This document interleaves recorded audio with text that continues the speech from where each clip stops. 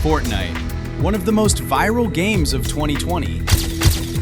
A game so big, streamers were pulling more than 250,000 concurrent viewers on Twitch every night. While Fortnite streams were breaking records on Twitch, YouTube was going crazy too. And every single kid playing the game was convinced they were one victory royale away from going pro. Please, me, I need this! Yeah, that game. But now it's 2026, so the real question is, how good is Fortnite in 2026? Is it dead? Did one of the most popular games on the planet just quietly become irrelevant? Or is Fortnite actually still the best battle royale out there, and we're all just too nostalgic to admit it? Because here's the thing nobody wants to say out loud. The servers are still running, millions of players are still playing, so either Fortnite is perfectly fine and the people saying it's dead are just old, or something actually broke inside this game. Something nobody noticed because the numbers looked totally fine. Or did they? Let's investigate.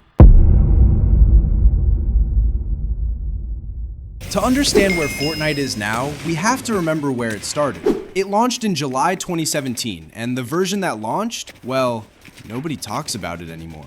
A co-op PvE mode where you built forts and shot zombie-like creatures called Huskers. That was the original Fortnite. It was fine, nothing more. Then, 2 months later, Epic Games watched what was happening. PUBG had just ignited the Battle Royale genre. Millions of players dropping into a map, scrounging for weapons, surviving until one person was left standing. Epic moved fast. In 60 days, they built a Battle Royale mode and released it free to play. That decision changed everything. Because Fortnite Battle Royale wasn't just copying PUBG. It added something PUBG didn't have: building. You could gather materials, walls, ramps, floors, roofs in seconds. That one mechanic changed the entire language of the game. Combat wasn't just about aim, it was about positioning, creation, improvisation under pressure. And then Epic did something smart. They made it free, completely. No pay to win, no paid weapons, no advantage you could buy. The business model was cosmetics only. Skins, emotes, pickaxes, gliders, none of it affected gameplay. All of it affected identity. Fortnite didn't just sell a game, it sold a way to express yourself to your friends, in real time, in a shared space. And once it spread, it was unstoppable.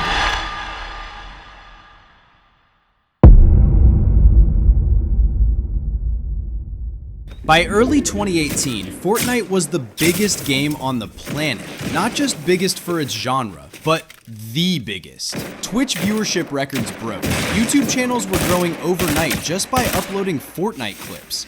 The cultural crossover was unlike anything gaming had seen before. Drake tweeted about playing with Ninja, and guess what? They streamed together on Twitch. And stream peaked at 635,000 concurrent viewers, a record at the time. Then it kept going. The NFL put team skins in the game. Marvel brought in Infinity War characters. John Wick showed up.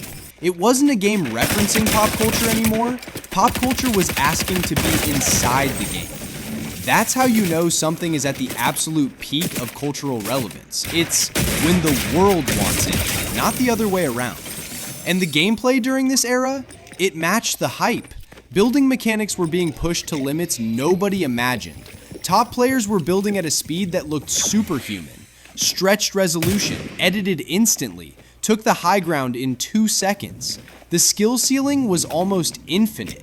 New seasons kept arriving with new maps, new weapons, new stories. The rocket launch, the meteor impact, the cube. Season by season, the island was changing, and players were obsessed with what came next. For a period of about 18 months, every Fortnite moment felt like a live event, and millions of people were watching together at the same time. That doesn't happen often in gaming. That's not a game. That's a phenomenon.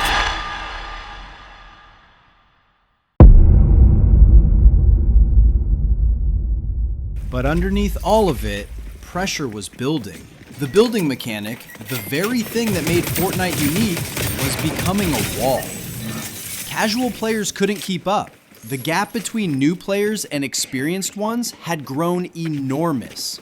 You drop in, try to win a fight, and in 3 seconds you were surrounded by a wooden fortress with someone editing windows and peeking at angles you didn't even know existed. It stopped feeling like a battle royale.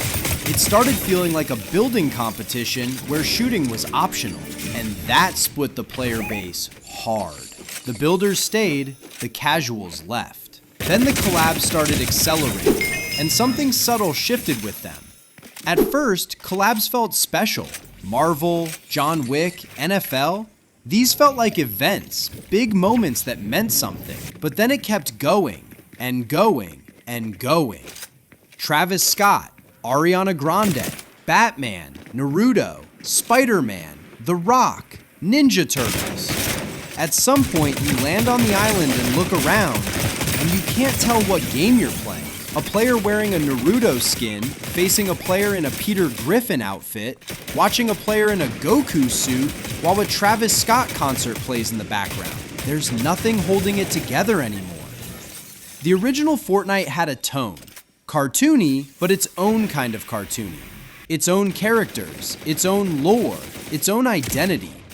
By 2022, 2023, that identity was gone. Fortnite had become a platform, a mall, an entertainment hub that happened to have a battle royale inside it. And the OG players felt it. Not in the numbers, in the vibe. The game they fell in love with had quietly become something else entirely, and nobody asked them if that was okay. The competitive scene started to fracture. Building mechanics had gotten so advanced that Epic faced a genuine problem. Their own game was too hard for most people to enjoy. So in 2021 and 2022, they tried to recalibrate. No build mode launched in early 2022, a version of Fortnite without building at all, just movement, guns, and cover. And it worked, for a while. Casual players came back, numbers improved, but it created something new, a community split right down the middle. Builders versus no builders. Two different games sharing the same map, the same lobby screen, the same updates. The original community felt diluted. The new players weren't attached to what Fortnite used to be. They were playing a different game that happened to share a name. Then Chapter 4 arrived. A brand new island, complete visual overhaul, new mechanics, new movement, new biomes. It was genuinely impressive work. Epic clearly invested enormously. But the old island was gone. The places people had spent thousands of hours, Tilted Towers, Retail Row, Pleasant Park, Salty Springs, gone. For a lot of players, that was the moment they stopped feeling nostalgic and started feeling like strangers. The game had moved on without them, and they moved on too.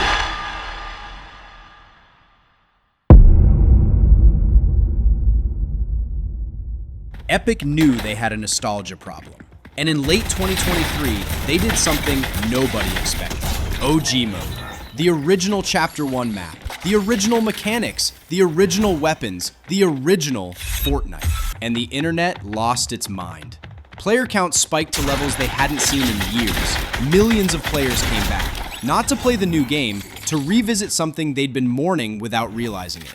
Streamers who had quit returned for a week. Content creators who moved on made videos about it. It was confirmation of something Epic had probably already suspected. The audience didn't leave because they stopped liking Fortnite. They left because Fortnite stopped being what they liked. OG mode proved the demand was still there, buried under years of change and drift, but still there. But momentum built on nostalgia has a ceiling. After the initial rush, the crowds thinned. The old map was a museum. A beautiful, emotional museum, but a museum. You can't build a future on a past you keep returning to. And the newer players, the ones Fortnite had spent years cultivating, they weren't particularly interested in Chapter 1. For them, that map was just an older version of a game they already played. The nostalgia hit hard for one generation and meant almost nothing to the next. That gap told the full story. Fortnite in 2023 was no longer one thing shared by everyone. It was different things to different people, and none of those things quite lined up.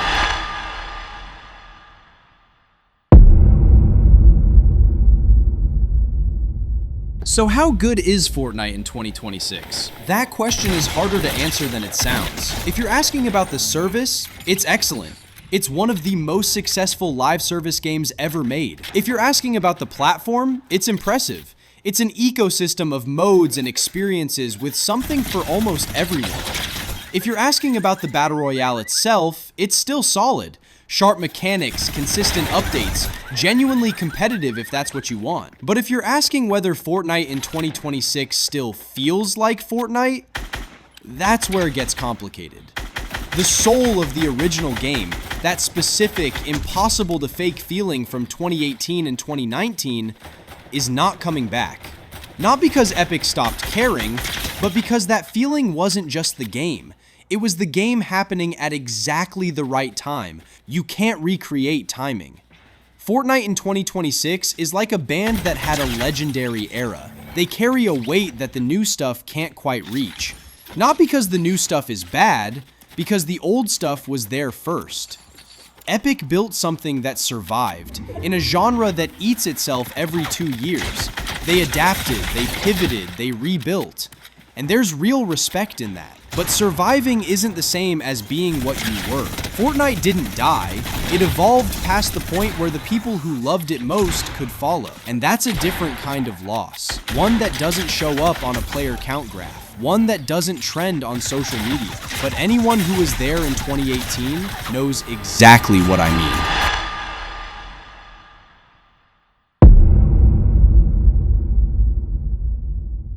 So what is Fortnite in 2026? It's enormous. Still, tens of millions of players, active across multiple modes, constant updates. By any traditional metric for a live service game, it's thriving. But here's what the numbers don't capture. Fortnite in 2026 is a platform pretending to be a game. You open the launcher now and you're not dropped into a lobby, you're dropped into a menu. Battle Royale, Zero Build, Ranked, Creative, Lego Fortnite, Rocket Racing, Festival. Festival is a rhythm game.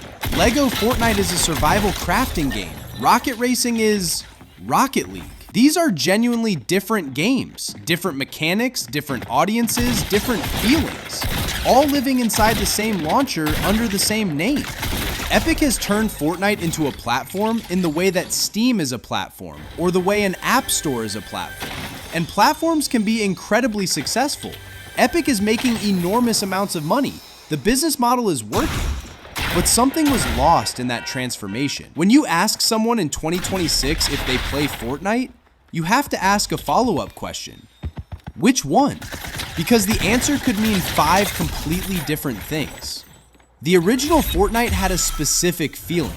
Dropping from the bus, hearing footsteps above you in a building, that last circle closing in, heart racing because the whole match came down to this moment. That feeling still exists, but you have to find it now. It's not the main event anymore. It's one room in a very large building. And the people who remember when that feeling was the whole point, they're in a complicated place with this game. They're not angry. They're not exactly sad. They just know something changed, and they're not sure when to call it by a different name.